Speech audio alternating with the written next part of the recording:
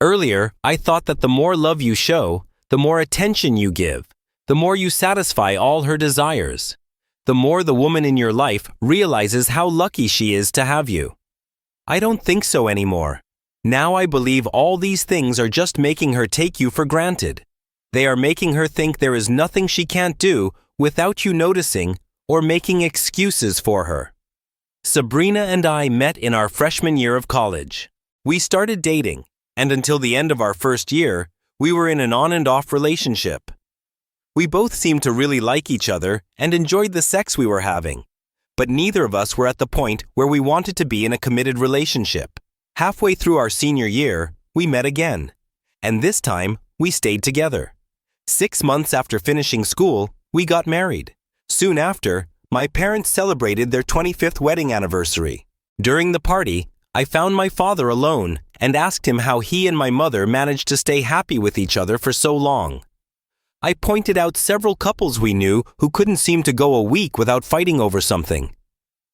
How do you and mother manage not to be like everyone else? The secret, son, is to tell them every day that you love them. To show them every day that you love them. Never let yourself get to the point where you take it for granted that they know this. Always show it.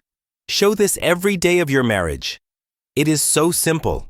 I took his advice to heart, and for the next 7 years, not a day went by that I didn't tell Sabrina I loved her.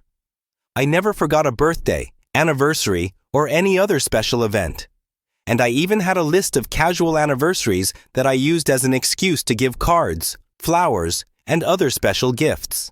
I sent Sabrina flowers to celebrate her first anniversary of making meatloaf and using our new washer and dryer for the first time. I gave her a card for the anniversary of her first promotion at work. No event was too big or too small for me to record and use. She received flowers and chocolates on the anniversary of the first time we had sex.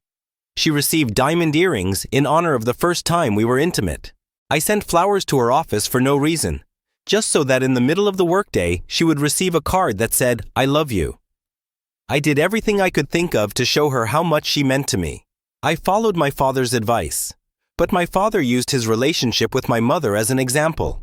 He did not take into account the fact that different women look at the same thing differently. While my mother saw this as a sign of her father's constant love for her, Sabrina saw it as a sign of my insecurity, and that I was doing this to beg for her attention. Somehow, my desire to show her my love devalued me in her eyes. I, of course, didn't know this and moved on with my life, knowing that I had a happy and loving marriage. Sabrina and I were successful in our chosen fields. We were both climbing the corporate ladder, and as we progressed, the work required more time, more energy, quite a few late nights, and occasional business travel. There were nights when we didn't even see each other. I would work late, and Sabrina would be asleep when I got home, or vice versa. I accepted this as the price we paid for success, and I assumed Sabrina did too. When we were together, I did everything possible to compensate for the time spent apart. The sex was amazing. There were weekends when we didn't even get dressed. Sabrina smiled, told me that she was mine forever, and I, of course, believed it. I found out about this at a Christmas party in her company. It took place at a hotel in the city center. Her company rented a ballroom and several rooms to use as guest suites. The party was on a Wednesday night, and I told Sabrina I'd meet her there. The party started at 7 o'clock, but I had an out-of-town client I had to put on an 8 o'clock flight, so I told Sabrina not to wait until 8:30 or so. At the last minute, the client decided to stay an extra day and see the sights. So I arrived at the party at 7:30. I walked into the ballroom just in time to see Sabrina with a man I didn't recognize. But back then, I didn't know most of the people she worked with, having only seen them at picnics and Christmas parties. What I found strange was that Sabrina wrapped her arms around his waist. I headed towards the corridor they had entered, and upon entering it, I found that it was a kind of vestibule from which 3 rooms branched off. I wondered which room they went into. So I tried the one closest to me and found it empty, as was the room next to it. I was just about to close the door and go into the 3rd room when I heard giggling. It seemed to be coming from inside the room even though it looked empty. So I went back inside to take a closer look. I heard another chuckle and realized it was coming from the vent in the ceiling. Then it dawned on me that I could hear what was happening in the next room. I walked towards the door to go into the next room when I heard Sabrina say, "Be careful. You don't want to tear your dress, do you?" "So how the hell am I supposed to get to your charms? Here, let me show you." "Damn it, Rena. I will never get tired of looking at these beauties. Let me lick those fantastic mounds on your breasts." "Oh no, lover. Only after you get my toy. You can't play with my charms until I can play with your toy." There was the sound of a zipper being pulled down. And then Sabrina said, "Now there's something I'll never get tired of. Are you sure we don't have time to run into one of the rooms for a quickie? I need you. Very, very badly. Come on, darling. We had it during lunch and 3 hours on Monday evening. You can wait until tomorrow." "No, I cannot." "Well, you'll have to. Bob said he would be here around 8:30, and I should be here when he came in. If he comes early and I walk in with a just had sex look on my face, he might get suspicious and start checking me out. And we don't want that. Come on, Rena. If he's as weak as you say, we can do this in front of him and it won't matter." "I know, love. I can just tell him to go home and we'll talk about it when I get there. And then I can convince him that we were just joking and trying to prank him, and he'll believe me. But just because I know I can, doesn't mean I want to open that particular can of worms. Are you sure we can't quickly run upstairs?" "I don't want to risk it, my love, but I can relieve your stress." There was a pause, and then the man groaned, "Oh God, Rena, you are so good at this. Your mouth is pure magic. I've never been treated so well before." The moaning continued for a minute or two, and then it reached a peak. "Mark will be very angry when I tell him that you relieved my stress, and he will have to wait until tomorrow." "Maybe not." "I thought you said we couldn't today." "I said we can't go up to the guest apartment. I didn't say anything about not doing what we just did." "How can you do this? Mark will probably arrive only after your husband." "What you and I just didn't take long, baby.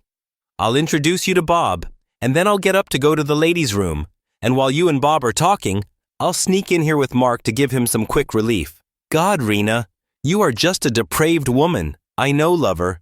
That's why you like me." "Are you going to rinse your mouth or kiss your hubby with my taste on your tongue?" "This won't be the first time he tastes you. You are a devil, Rena. That's what you are. Evil and vicious." "Come on, love. We need to get back to the party." It's amazing how quickly love can die. I went from endless love and affection to absolute hatred in a matter of seconds. All this time, I was fighting with myself. Should I knock down the door and then kick ass? Or sit back and use what I just learned to make plans? Should I strike while it's hot? Or wait and find out names, dates, and places? If I lash out at them now, it will be a he said she said situation in divorce court. I could say I overheard, and she could vehemently deny it. I needed more information. Besides, if I had kicked down the door, I might never have known who Mark was, or even if there were any other men besides Mark and the guy in the next room with Sabrina. No, in the end, I will still have time to kick some ass. But it won't be that night. I hurried out of the building and into the car until the time came when I told Sabrina to wait for me. When I entered the ballroom, I saw Sabrina sitting at a table with 2 couples and 1 man. Sabrina is 5'8" tall, and the guy she was sitting next to was about 3-4 inches taller. So unless he has very short legs, I guessed he was about 6'9" tall. Black wavy hair and the thin pencil-like mustache allowed me to tell that he was a real good-looking person. Even before I approached the table, Sabrina saw me approaching, stood up, and stepped back from the table. She opened her arms to embrace me and moved to kiss me with her wicked mouth. But at the last second, I turned my head and accepted the kiss on my cheek. I noticed surprise on her face. "I think I'm sick with something, honey. I don't want to pass it on to you." She agreed and then introduced me to the people at the table. The handsome fellow was named Ron, and when he stood up to shake my hand, I saw that I was close in my guesses. My height is 6'9", and we were approximately at each other's eye level. This was only important because I wanted to know his reach when I went after him. We sat down, and I started chatting with my wife's colleagues. I felt that the 2 couples were a little restless, as if they were expecting something to happen. I danced 2 numbers with Sabrina, and during the second, she whispered in my ear, "This thing that made you sick won't stop you from jumping on my bones today? I've been horny as hell all day just thinking about you." Yes, I have no doubt, that's what I thought. I wanted to say, "No, Rena, I don't think so," but didn't. I'd never called her Rena like Ron did, and I wasn't ready to do anything to alarm her yet. So I said, "We'll just have to wait and see how things go, and how I feel when we get home." Sabrina didn't know it yet, but she would never have sex with me again. When the music stopped and we returned to the table, there was another man sitting there talking to Ron, and Sabrina introduced me to Mark. He is about 5 to 10 tall and perhaps 180 cms. He had soft hands and a weak chin, and I remembered this information. About 10 minutes later, Mark got up to visit the people at another table, and I watched him out of the corner of my eye. I wasn't surprised when I saw him enter the hallway that led to the room Sabrina was already in with Ron. Apparently, Ron had prepared it while Sabrina and I were on the dance floor. After a couple of minutes, Sabrina stood up, kissed me on the cheek, and told me she was going to the restroom. Ron let her walk a few feet away from the table and then asked me what I thought about the Broncos' chances at the Super Bowl. Apparently, Sabrina told him I was an avid football fan, and he would use that to keep me occupied while Sabrina sneaked off to Mark. While I was talking about football with Ron, I kept an eye out of the corner of my eye on the door through which Mark came out, and less than a minute later, Sabrina entered it. Almost 15 minutes passed before Sabrina returned to the table, and I continued talking to Ron and pretended not to notice how long she had been gone. After she returned to the table, I danced with her again, and she cuddled up to me. "I'm horny, baby. Very, very horny. Please don't let me down tonight." When we returned to the table, Mark asked Sabrina to dance, and as they walked onto the floor, I saw a smirk on the face of one of the women at the table. As she looked in my direction, I remembered the old cliché. The husband will be the last to know about this. Mark brought her back. Then Ron brought her out, and I saw the two women at the table smiling knowingly at each other. I put it away in my memory. If it was common knowledge among the people she worked with, then finding out what I needed would be easy. Sabrina danced with a few of the people she reported to and then sat at her boss's desk talking to him for 15 minutes. When she returned to our table, she whispered, "Okay, lover? They saw me, and I danced with those with whom I was supposed to dance. Let's go home, lover. Be ready for me. I really need it." We were in different cars, and I gave her a good head start. I wanted her to be home, undressed, and on the bed when I arrived. This way, she could experience the full effect of what I had planned. I drove slowly to make sure she had time to become what I wanted. When I got home, I rushed upstairs and through the master bedroom to the closet where I faked erupting my bowels. I stayed in the toilet making noises for a few minutes and then went to the sink, flushed the water, and wiped my forehead with a wet rag, drying my face with a towel. I went into the bedroom and saw Sabrina lying naked on the bed. "Sorry, baby. I don't know what it is, but I'm not going to give it to you. I'll sleep in the spare bedroom tonight and call the doctor in the morning." I saw that she was angry when I left the room. This morning, I was up before Sabrina and sitting at the kitchen table sipping coffee, trying to look sick when she walked into the kitchen. "Do you feel better?" she asked. "Not good. I hardly slept." I looked at my watch. The doctor's office only opens at 8:30. I'd better call work and let them know that I won't be there today. I reached for the phone while she poured herself a cup of coffee and then went to get ready for work. "Don't forget that I'll be late today," she said. "We're still working on that damn budget proposal, which should be ready by next Tuesday." "Yeah, sure," I thought, hanging up without calling. After Sabrina left for work, I got dressed, went to my office, and tidied up the work I couldn't leave unattended. Then told my secretary that I had a doctor's appointment and would be gone for the rest of the day. I left the office and headed to the public library. I dug through the directories and soon found the addresses and telephone numbers of Ronald Bragg and Mark Travall. Then, using the library computers, I found information about the company Sabrina worked for. I found the names, addresses, and telephone numbers of all company officers and all members of the board of directors.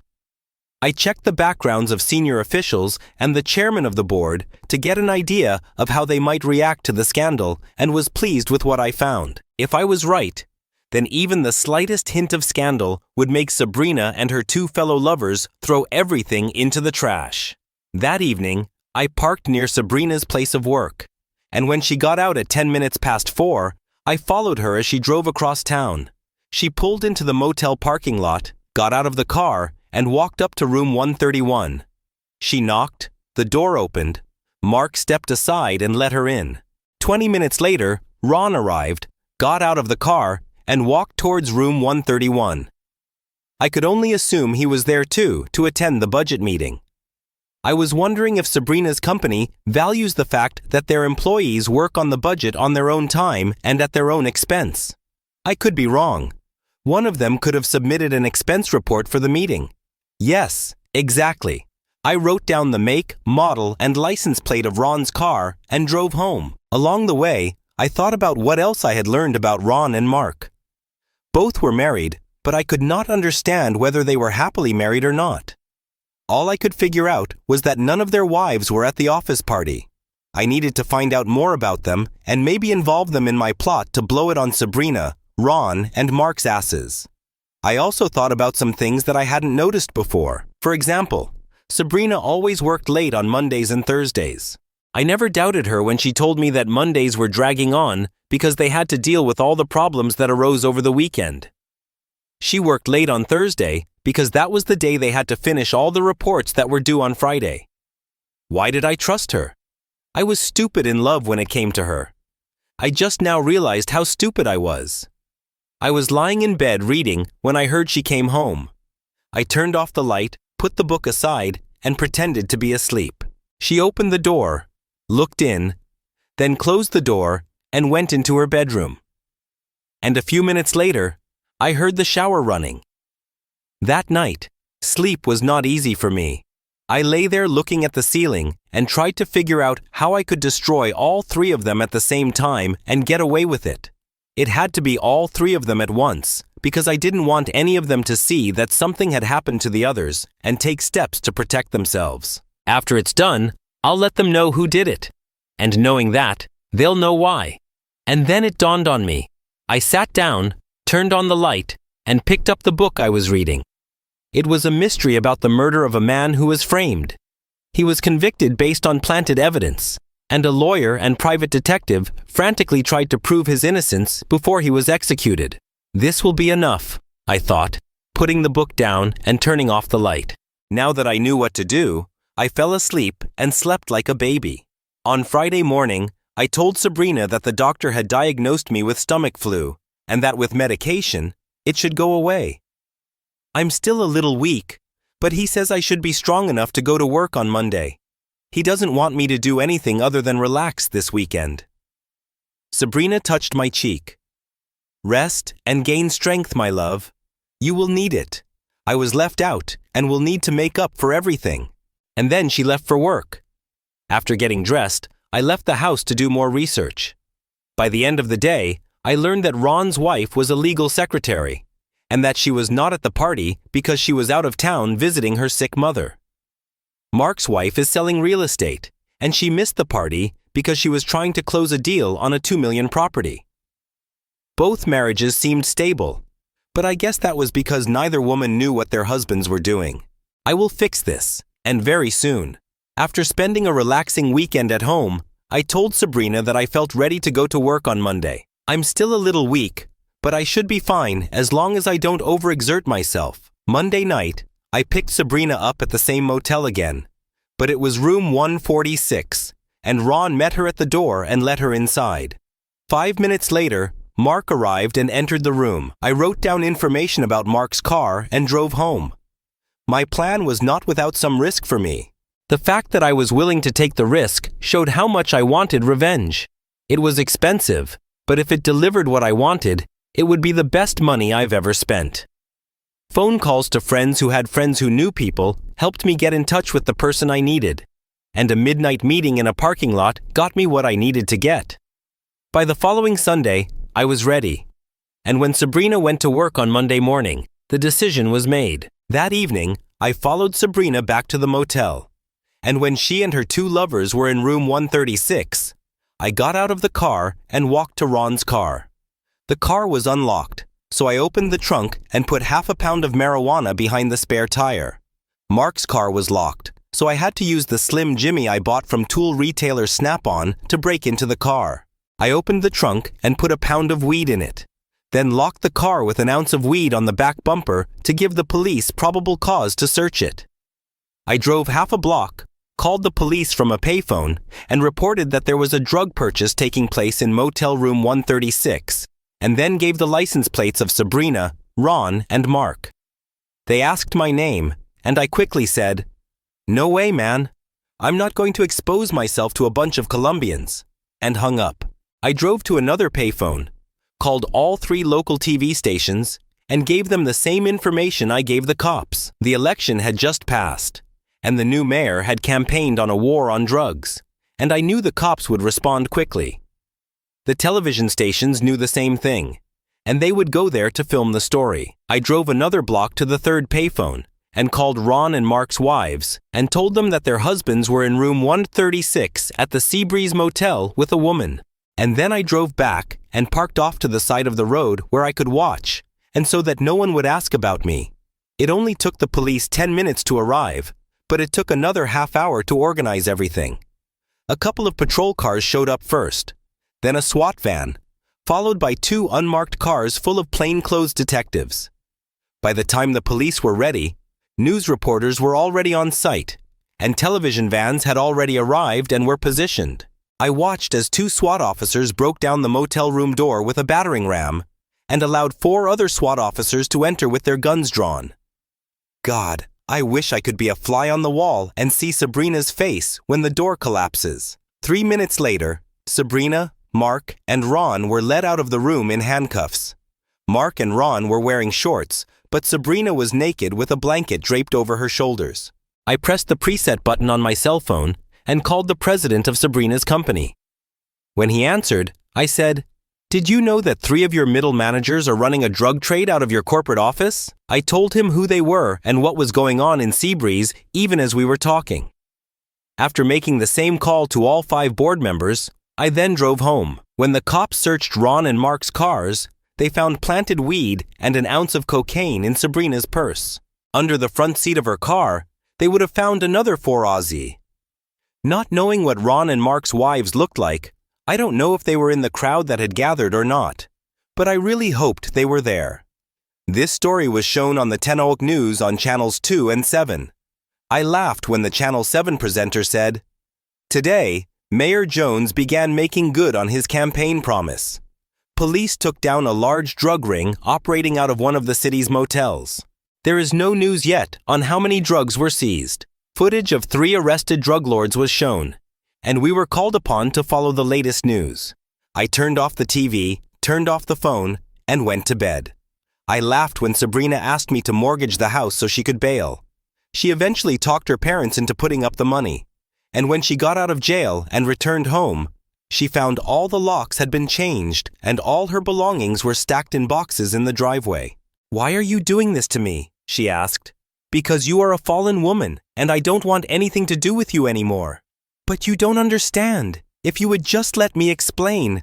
I got all the explanation I needed when I saw you being escorted out of a motel room naked on the news," and closed the door in her face.